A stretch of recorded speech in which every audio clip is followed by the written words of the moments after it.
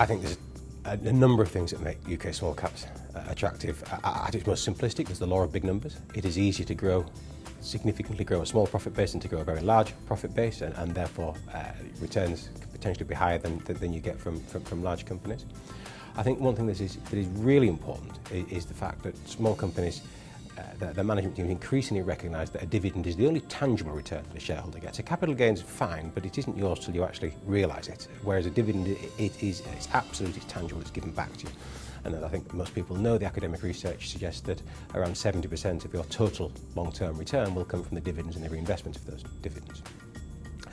So why are small company dividends particularly attractive? Well, I think if we think of them relative to big companies, because I think a lot of people immediately think of the BPs and the Shells and the Astras and the Vodafones in terms of dividends, if that is what they want.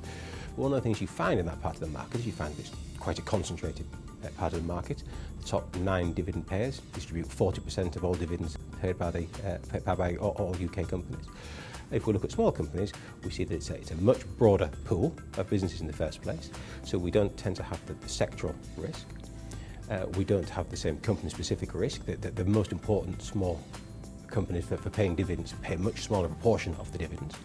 Dunedin Smaller Companies is the highest yielding by some way, mainstream small company investment trust in the UK market, but it only typically owns 3, 4 or 5 of the top 15 dividend paying small companies, so it's not constrained in the same way that a big cap investment trust will typically own 10 or 12 or even 15 of the top 15 dividend paying businesses, because it has to get its income.